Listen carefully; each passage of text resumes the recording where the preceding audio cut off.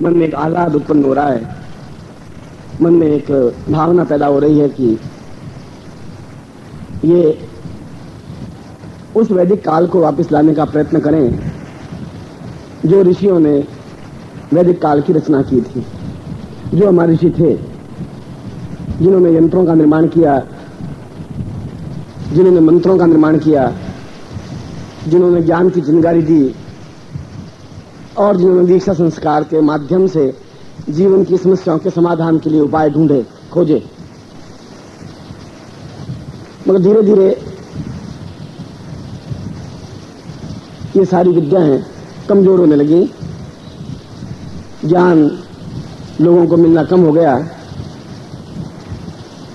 और वैदिक काल के बाद में भक्ति काल आया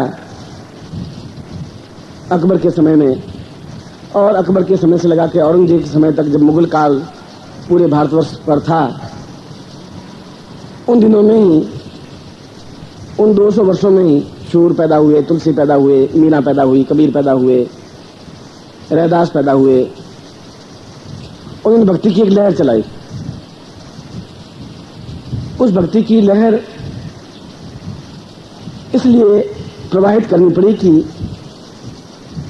उन मुगलों के आतताई से, उनसे अत्याचारों से जनता को एक राहत मिल सके, एक विश्वास हो सके कि भगवान है, राम है, कृष्ण है और वे कभी न कभी सुदर्शन चक्र चला करके इन आतताइयों का समाप्त करेंगे। कभी न कभी श्री राम जी की कृपा होगी और हमारा हिंदुत्व बच सकेगा। और वो भक्ति काल अपने आप में कीर्तन में, भजन में चैतन्य महाप्रभु के जिन्होंने कीर्तन की परंपरा प्रारंभ की, वह प्रवृत्त हुई और अपने आप में पूर्ण श्रेष्ठतम एक प्रयोग हुआ। 200 वर्षों तक ये प्रयोग चला और उसमें लोगों ने आनंद के साथ, मस्ती के साथ भजन और कीर्तन में अपने जीवन को व्यतीत किया, आनंद लिया, आनंद मग्न हुए। लोगों में आस्था पैदा हुई, विश्वास पैदा हुआ कि यदा यदा हि धर्मस्य ग्लानिर्भवति भारत अभ्युत्थान धर्मस्य तदात्मानं सृजाम्यहम्। जब जब भी धर्म की हानि होगी, जब जब भी अत्याचार बढ़ेंगे, तब तब भगवान कृष्ण वापिस किसी न किसी रूप में जन्म लेंगे और इस भारतवर्ष को वापिस उस वैदिक काल की ओर ले जाएंगे जिससे हम टूट गए हैं, जिससे हम बिखर गए हैं, जिससे हम कट गए हैं, अलग हो गए हैं। और उन्होंने भक्ति के माध्यम से, कीर्तन के माध्यम से, मंत्र जप के माध्यम से, चेतना के माध्यम से अपने आप में हिम्मत और हौसला बनाए रखा, तब तक जब तक कि वापिस वैदिक काल नहीं आ जाए। और फिर शंकराचार्य ने एक बार फिर वैदिक मंत्रों का उच्चारण किया। फिर उन्होंने बताया कि हमारे जीवन का आधार प्रारंभ वैदिक काल से रहा है। हम अपने अंदर उस ऊर्जा को प्राप्त करें, चैतन्यता को प्राप्त करें, अपने आप में पूर्ण सक्षम बने, दान करें, धर्म हो, चेतना हो, विश्वास हो, आस्था हो। और जो कुछ ऋषियों ने हमारे मंत्रों की रचना की है, उन मंत्रों के माध्यम से फिर आने वाली पीढ़ियों को ज्ञान दे सके, मार्गदर्शन दे सके। और उन्होंने पूरे भारतवर्ष में घूम करके एक ही बात कही कि सब कुछ संसार का मंत्रों के अधीन है।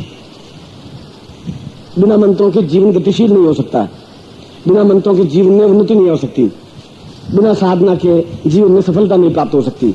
और जीवन में सफलता 2 ही रास्ते हैं, या तो हम गाफिल होकर के अपने आप को भुला दें, या तो मैं अपने आप में विश्वास करूं कि कभी न कभी मेरे दुखों का अंत आएगा ही आएगा, कभी न कभी मेरे जीवन की समस्याओं का अंत होगा ही होगा। मैं निरंतर श्री कृष्णम शरणम मम, श्री कृष्णम शरणम मम, या हरे राम राम काम हरे हरे, हरे कृष्ण करता रहूं और प्रभु जरूर कभी न कभी मुझे देखेंगे और मेरी समस्याओं का समाधान करेंगे।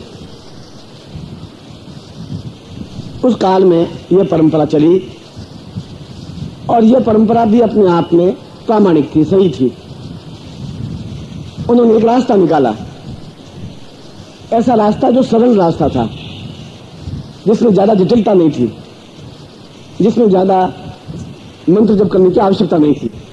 वह तो अपने आप को दूसरों के हवाले कर देने की क्षमता थी।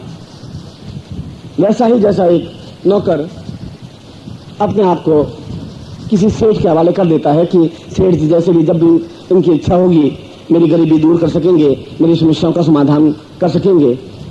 और भगवान सुनता अवश्य है यदि हमारे मन में आस्था और विश्वास हो। मगर यहीं पर दो मतभेद पैदा हुए, द्वैत भाव और अद्वैत भाव। और पूरे भारतवर्ष में 100 वर्षों तक इस बात के लिए बराबर प्रयत्नशील या बराबर विचार मंथन चलता रहा कि दोनों में से द्वैत सही है या अद्वैत सही है। क्या हम अपने आप को आंख मूंद करके आने वाली विपत्तियों को भोगते रहें, मूलों के अत्याचारों को सहन करते रहें और उम्मीद करते रहें कभी न कभी भगवान का अवतार होगा और इन दुखों को समाप्त करेगा, इन समस्याओं का समाधान करेगा। और दूसरा रास्ता ये था कि द्वैत कुछ है ही नहीं, अद्वैत है। मैं हूं और मेरे पास अपने पूर्वजों का ज्ञान है, पूर्वजों की थाती है। पूर्वजों ने अपने आने वाले पीढ़ियों के लिए जो रास्ते खोज करके दिखा दिए थे कि इन रास्तों पर चल करके तुम सफलता पा सकते हो। अपने हाथ में रोशनी दे दी थी प्रत्येक व्यक्ति के हाथ में कि तुम्हें सफल होना है और तुम अपने आप में पूर्णता के साथ सफल हो सकोगे।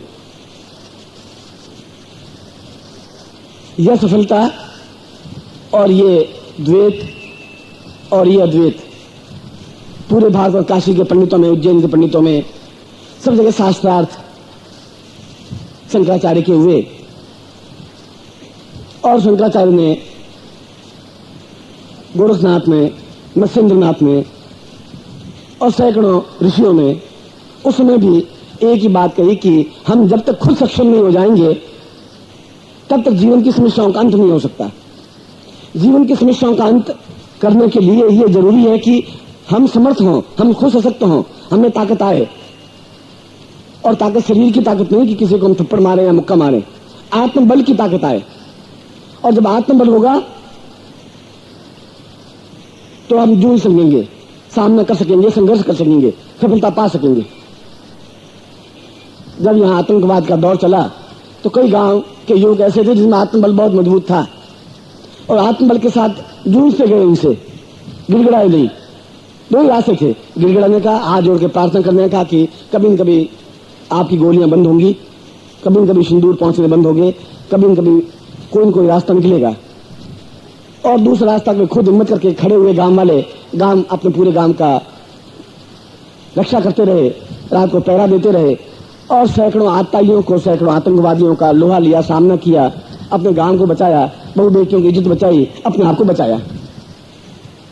उनके सामने भी दो रास्ते थे, एक रास्ता गिड़गिड़ाने का था, उनको समझाने का था, और दूसरा रास्ता उनके साथ संघर्ष करने का था, अपने आप में आत्मबल पैदा करने का था। प्रत्येक क्षणों में संसार के पिछले 25,000 वर्षों में ये दोनों भावनाएं चलती रही है। ऐसा नहीं कीर्तन वैदिक काल में नहीं था, वैदिक काल में भी कीर्तन था, हमने उनको भी ऋषि माना।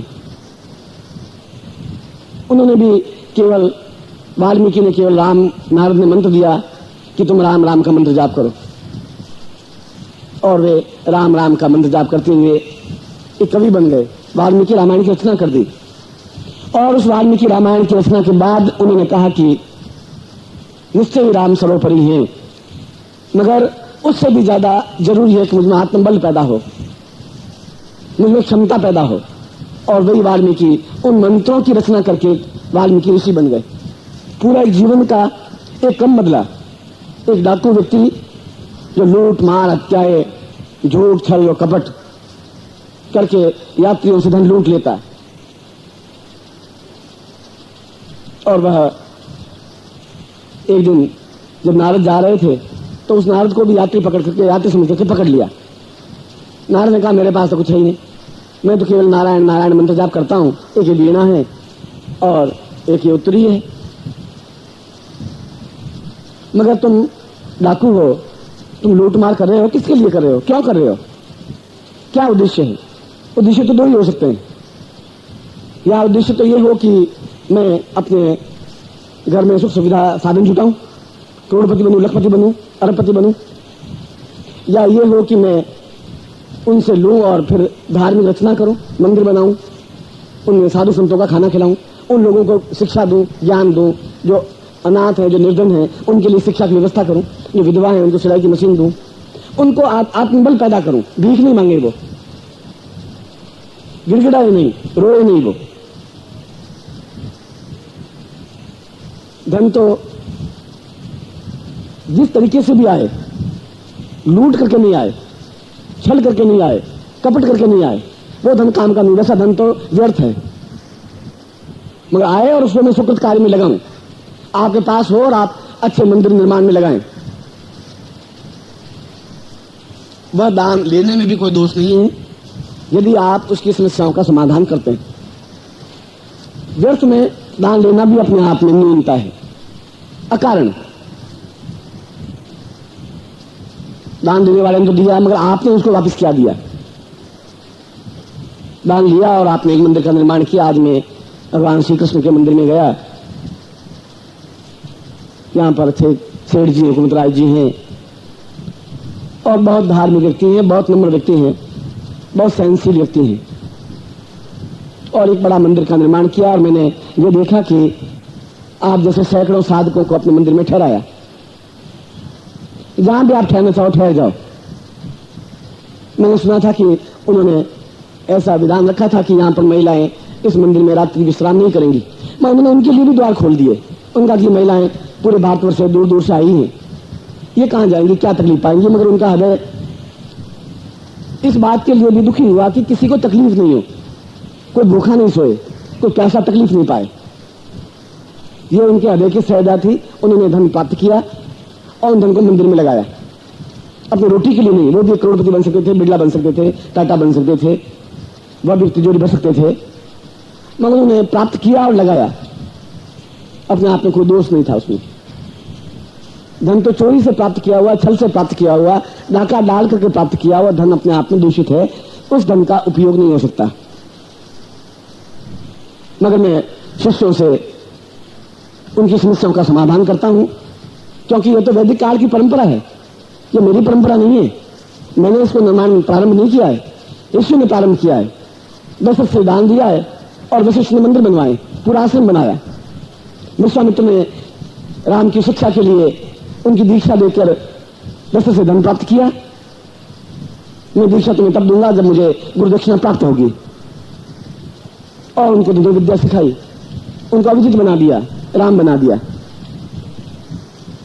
मगर उस धन का विश्वामित्र ने, उन्होंने तो एक खादी वो धोती केवल पहनी, उत्तरीय पहना, अपने शरीर पर कोई वस्त्र नहीं रखा, मगर एक आश्रम की रचना की, सैकड़ों विद्यार्थियों को ज्ञान दिया, चेतना दी, शिक्षा दी, सफलता दी, क्योंकि वह वैदिक काल का तात्पर्य यही था। हम प्राप्त करें और अच्छे कार्य में लगाएं, और हमारा भी उद्देश्य होना चाहिए कि जहां हम ठहरे वहां साफ सफाई रखें, उनको भी किसी प्रकार की तकलीफ नहीं है। क्योंकि सिद्धाश्रम साधक परिवार एक छोटे से कुएं से निकला हुआ मेढक नहीं है। ऐसा नहीं है कि मैं कहीं पर बैठूं और उस गांव के 25 लोग आए और मैं प्रवचन करूं। जहां मैं बोलूंगा वहां तो पूरा भारतवर्ष आके खड़ा होगा ही। पूरे भारतवर्ष से साधक आएंगे, हैदराबाद से, आंध्र से, दक्षिण से, कर्नाटक से और यूपी से, एमपी से, और पूरे भारतवर्ष से।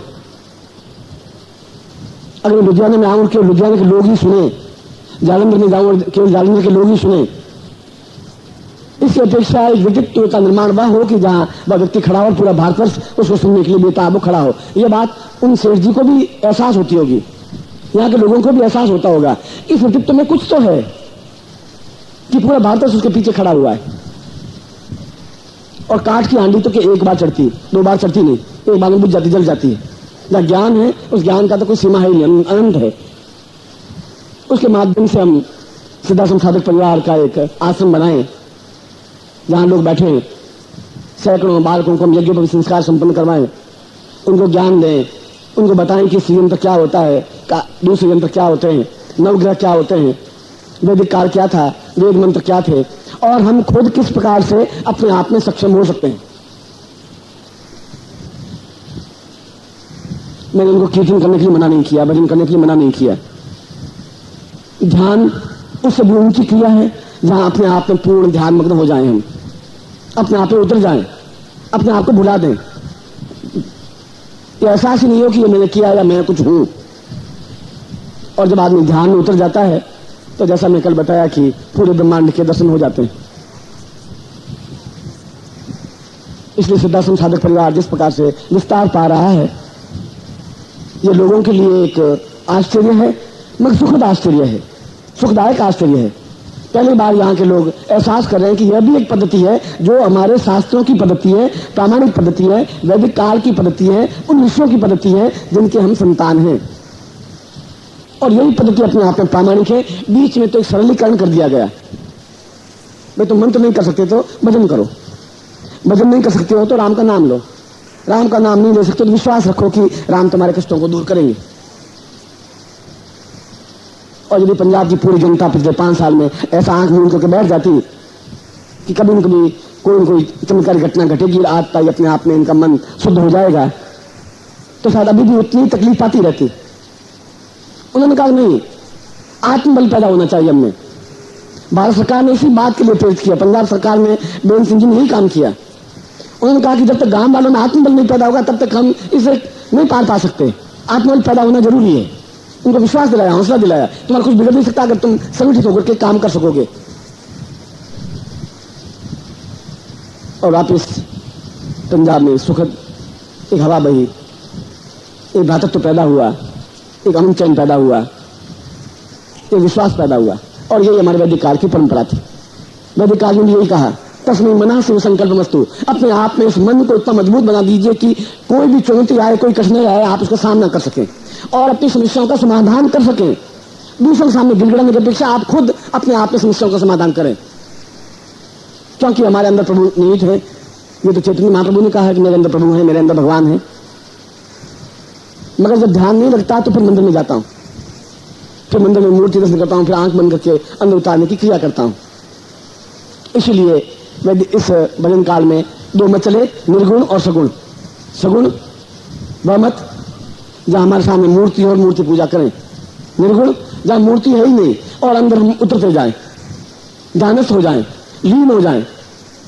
और ये लीन हो जाना मन को मजबूत करने की क्षमता की प्रादुर्भावता है, श्रेष्ठता है, हिम्मत है, हौसला है।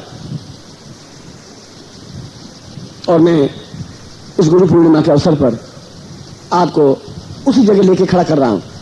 हर बार मेरा प्रयत्न इसी बात के लिए प्रयत्न हो रहा है कि मैं आप में दीक्षाओं के माध्यम से, ज्ञान के माध्यम से, मंत्रों के माध्यम से, साधनाओं के माध्यम से वो आत्मबल दे दूं जिससे तुम्हारे आने वाली 25 पीढ़ियां भी तुम पर गर्व कर सकें, हर एक आदमी मंदिर बन जाए।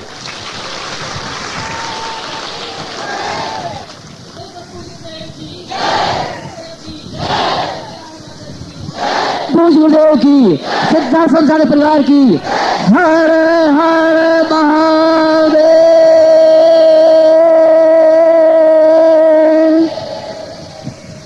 ये अपने आप में एक चिंतन है, विचारधारा है, एक मन की भावना है। वैदिक काल में यजुर्वेद के प्रारंभिक अध्याय में भगवती लक्ष्मी की प्रार्थना की गई है। पूरा अध्याय उसमें श्रीस्तते लक्ष्मी पत्न्यान महोरात्रे पार्श्वे नक्षत्राण्य रूपमश्विनो व्यातम इष्टम निखाणा मम निखाण सर्वलोकम निखाण। क्या वह ऋषि पागल था जिसने इस मंत्र की रचना की? क्या मूर्ख से ऋषि जिन्होंने इन मंत्रों की यजुर्वेद की रचना की? क्या हम कहते थे कि ऋषियों को मंत्र रचना नहीं करनी चाहिए थी, भजन करना चाहिए था? उन्होंने कहा कि लक्ष्मी की आराधना करनी मेरे लिए जरूरी है, मैं ऋषि हूं, मुझे आवश्यकता नहीं है, मगर मेरे आने वाली पीढ़ियों के लिए जरूरी होगा। मैं इस बात को सोच रहा था। उन ऋषियों ने कहा कि मुझे भले ही 2 वस्तुओं से मेरा जीवन चल जाएगा, मगर आने वाली पीढ़ियों के लिए जब समस्याएं पैदा हो जाएंगी, जब उनको ज्ञान नहीं होगा, चेतना नहीं होगी, तो दूसरों के आश्रित वो कब तक जिंदा रहेंगे, कैसे जिंदा रहेंगे, कैसे गिड़गिड़ाएंगे? मैं गिड़गिड़ाने की उनको शिक्षा नहीं दे रहा हूं। और इस मंत्र का अर्थ यही है, श्रीस्तते लक्ष्मी पत्न्याम महोरात्रे पार्श्वे। रात भर जाकर के भी अगर हम साधना संपन्न करें, मंत्र करें, उसके बीज मंत्र को कोई गुरु दे। पार्श्व नक्षत्रान्य, और नक्षत्र का मतलब है उसका छोटे से छोटा बीज मंत्र। रूपमश्विनो, या तो बीज मंत्र दे साधक को और साधक मंत्र जाप करे। एक टेंट बनाने वाला आवे और एक टेंट लगाए, कुछ करे, करेगा टेंट बन जाएगा। मैं बीज मंत्र दूंगा और उस बीज मंत्र के माध्यम से नक्षत्रान रूपमश्विनो, दूसरे रूप भी है। मैं तो उस मंत्र की व्याख्या कर रहा हूं, मेरी व्याख्या नहीं है, मंत्र मेरा नहीं है। मंत्र तो आज से 50,000 वर्ष पहले लिखा हुआ मंत्र है, आपका और मेरे पूर्वजों का मंत्र है। रूपमश्विनो दूसरा रूप भी है, या तो वह स्वयं साधक बने, अपने आप में खुद क्षमतावान बने और इस मंत्र का जप करे। अगर राम राम करने से भगवान राम की प्राप्ति हो सकती है और कृष्ण कृष्ण करने से भगवान कृष्ण की प्राप्ति हो सकती है, तो फिर इस मंत्र की रचना के माध्यम से भी लक्ष्मी सामने आ सकती है, आती ही है। तो इसमें मन में क्षमता विश्वास हो। पार्श्व नक्षत्रान्य, जिसने ने कहा कि मेरे आने वाली पीढ़ियां यदि मंत्र जाप नहीं कर सके तो जानती थी वह इतना जटिल जीवन हो जाएगा कि उसको समय नहीं मिल पाएगा, और नहीं मिल पाए तो फिर गुरु हो और वह उनको दीक्षा के दूसरे रूप में भी उसको वह ज्ञान व चेतना उसके जीवन में उतार दे। दोनों में से कुछ हो। इष्टम निखाणाम, ऋषि कह रहा यही सत्य है। मन निखाण, आने वाले 1000 वर्षों में भी यही सत्य रहेगा जो मैं कह रहा हूं। इस मंत्र के माध्यम से, इस बीज मंत्र के, इस मंत्र में बीज मंत्र नहीं दिया, इस मंत्र में इस बात को रोक नहीं बताया कि लक्ष्मी की जरूरत क्यों है। यदि हम कहें कि नहीं हमें तो कुछ नहीं चाहिए, तो हम ढोंग कर रहे हैं। हमें मंदिर बनाने के लिए पत्थर चाहिए, सीमेंट चाहिए, हम मंदिर बनाने के लोहे के सरिये चाहिए, कारीगर चाहिए, कारीगर को वेतन देना पड़ेगा हमें। प्रत्येक कारीगर अपने आप में उस मंदिर का निर्माण नहीं कर सकेगा, प्रत्येक लोहे वाला उस मंदिर का निर्माण नहीं कर सकेगा, बस सहयोग दे सकेगा। मगर उनको भी योग्य बनाएंगे तभी तो हो पाएगा। इसीलिए उसने कहा कि दूसरे पार्श्व में गुरु या तो उसको क्षमतावान बना दे, उस शिष्य को अपना में पूर्णतावान बना दे, इतना बना दे कि उसके जीवन में धन की कमी रहे ही नहीं। और मैंने प्रारंभ में, प्रवचन के प्रारंभ में कहा कि धन की 2 ही गतियां हैं। एक अधन, जो हम अपने ऐश आराम भोग विलास में खर्च कर दें, अय्यासी करें, रंडीबाजी करें, होटलों में खाना खाएं, नाच गाने देखें, या उस धन का सदुपयोग हो। पर दोनों ही कार्यों में धन की जरूरत तो पड़ेगी ही। इसलिए धन उत्पन्न करना और धनवान बनना अपने आप में अपराध नहीं है। शुक्र तरीकों से धन प्राप्त किया जाए, और तब हो पाएगा जब देवी कृपा होगी, जब भगवान की कृपा होगी।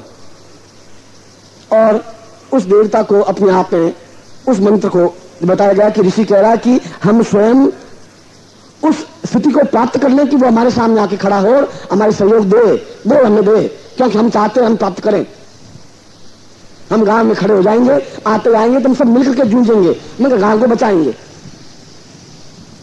ये उन्नति हौसला तब आया उस ऋषि की वाणी के, तस्मै मना शिव संकल्प मस्तु। वो ऋषि कह रहा है कि श्रीस्ते लक्ष्मी पत्नियां बहुरात्रि पार्श्वे नक्षत्राणि रूपमश्विनो व्यातम। या तो तुम खुद मंत्र जाप करके उस लक्ष्मी को अपने घर में खड़ा करो, और या फिर तुम्हारा जो गुरु हो, जिसको वैदिक ज्ञान हो, जिस वैदिक परंपरा को रखता हो, वह तुम्हें उतनी क्षमता दे दे तपस्या के माध्यम से, दीक्षा के माध्यम से, कि तुम अपनी समस्या को दूर कर सको, तुम दूसरे काम कर सको। मैंने केवल एक श्लोक की व्याख्या की, और यह वैदिक काल अपने आप में सनातन काल कहलाया। वैदिक काल को सनातन काल का, सनातन धर्म की जय हो हम बोलते हैं। सनातन का मतलब क्या? जो प्रारंभ से जो चीज थी वो आज भी चले। बीच में तो सैकड़ों नदियां, छोटी छोटी नदियां आई, सूख गई, बिखर गई, समाप्त हो गए। सैकड़ों सन्यासी हुए, सैकड़ों साधु हुए, कबीर, सूर, तुलसी के अलावा भी और भी साधु सन्यासी हुए होंगे, समाप्त हो गए। उनके मंत्र, उनके ज्ञान, उनके भजन अपने आप में बने रहे। इसलिए मैं भी सिद्धाश्रम साधक परिवार में 2 ही रास्ते थे कि मैं भजन कीर्तन करूं, और हम करते हैं। हम भजन भी गाते हैं, कृष्ण का भजन भी गाते हैं, राम का भजन भी गाते हैं, उसकी व्यवस्था भी रखते हैं। मैं ये नहीं कह रहा हूं कि भजन गाएंगे नहीं, कीर्तन में भी मन लगाएंगे, आरती भी करेंगे, मगर उन ऋषियों की वाणी भी नहीं भूलेंगे जिन ऋषियों ने ये कहा है कि आप स्वयं सक्षम बने और सबसे पहला और सबसे मुख्य कार्य यही है कि आप अपने जीवन की समस्याओं को संपन्न करें, आप खुद करें और कोई दूसरा नहीं कर पाएगा। करेगा तो कब तक कर पाएगा, तब तक हम तो समाप्त हो जाएंगे। फिर हम अपना निर्माण कब कर पाएंगे, कब हम अपने जीवन की इच्छाओं की पूर्ति कर पाएंगे, कब हम दूसरे काम कर पाएंगे। और इसीलिए यदि आपने अथर्ववेद पढ़ा हो तो अथर्ववेद के बारे में प्रारंभ में एक श्लोक लिखा है, सबसे बाद में अथर्ववेद की रचना हुई, ऋग्वेद यजुर्वेद सामवेद के बाद। और उसने कहा कि प्रत्येक गुरु को चाहिए कि यह सनातन है, यह प्रारंभ से अंत तक जब तक सृष्टि रहेगी तब तक यह सिद्धांत रहेगा ही कि व्यक्ति खुद सक्षम बने, न खुद ताकतवान बने, न खुद अपने आप में हिम्मत हौसला पैदा करे, खुद ज्ञानवान ऋषि बने। और आप सब जो बैठे हुए ठीक वैसे लग रहे हैं जैसे ऋषि हो। कोई जरूर नहीं है जटा बढ़ाने से ऋषि बन पाएंगे, ये जरूर नहीं है कि आप जंगल में घूमने से ऋषि बन पाएंगे। ऋषि तो वो कहलाता है जो अंदर ज्ञान का संचार हो, ऋषि है स ऋषि, जिसके अंदर ज्ञान का संचार है, जिसको नॉलेज है, जो अपनी समस्याओं का समाधान में तत्पर है, वह ऋषि। जो बिल्कुल मौन रहता है, बोलता नहीं है, वह मुनि है, उसको हमने मुनि कहा है। जो किसी प्रकार के मुंह से उच्चारण करे ही नहीं, उनको मौनी बाबा कहते हैं या मुनि कहते हैं।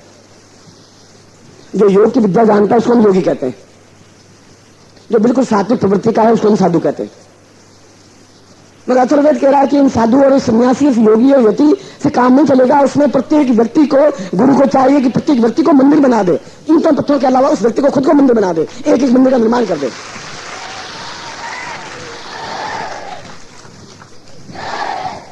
मैं वैष्णो देवी जाऊं और मां वैष्णो के दर्शन करूं, मैं प्रत्येक उसमें शरीर में वैष्णो देवी स्थापित हो जाए, देवता को स्थापित कर दे, प्रत्येक व्यक्ति अपने आप में मंदिर बने, चलता फिरता मंदिर, जहां जाए वह ज्ञान दे, चेतना दे, मंत्र दे, साधना दे, सफलता दे और उनको पूर्णता दे।